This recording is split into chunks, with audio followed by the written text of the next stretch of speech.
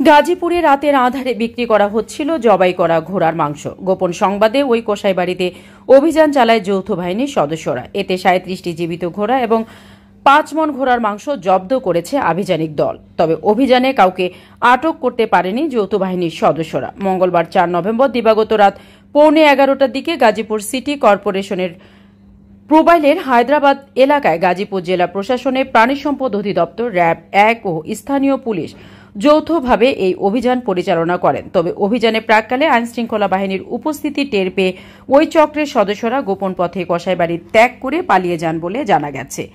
গাজীপুর জেলা প্রশাসক কার্যালয়ের নির্বাহী ম্যাজিস্ট্রেট ইশতিয়াক আহমেদ অভিযানের নেতৃত্ব দেন। অভিযান শেষে তিনি জানান, ৫ মণ মাংস জব্দ করা হয়েছে ওই কসাইবাড়ি থেকে। সুতরাং জবাই করা মাংস বিক্রির উদ্দেশ্যেই বাকি ঘোড়াগুলো এখানে আনা হয়েছিল।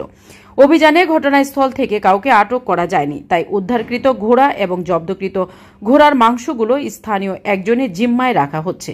আগামীকাল সকালে সেগুলোকে গাজীপুর জেলা প্রাণী সম্পদ অধিদপ্তরের কাছে হস্তান্তর করা হবে। গাজীপুর সদর উপজেলা প্রাণী সম্পদ অধিদপ্তর ও ভেটেরিনারি হাসপাতালের ভেটেরিনারি সার্জন হারুন রোমান জানান, ঘোড়াগুলোর অধিকাংশই রুগ্ন এবং ঘোড়ার এসব মাংস বেশ টক্সিন রয়েছে, যা মানবদেহের জন্য মারাত্মক ক্ষতিকর। তাই ঘোড়ার মাংস ক্রয়, বিক্রয় এবং খাওয়া থেকে সবাইকে বিরত থাকার পরামর্শ গ্রহণের অনুরোধ জানিয়েছেন তিনি।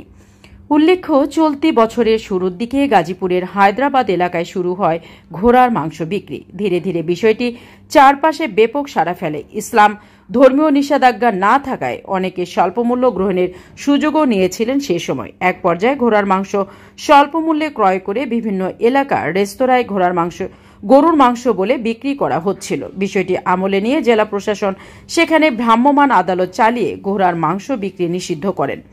এরপর কয়েকদিন বন্ধ থাকলেও ফের ওই এলাকায় একই বাড়িতে গোপন কসাইখানায় আবারও শুরু হয় ঘোড়ার মাংস বিক্রি।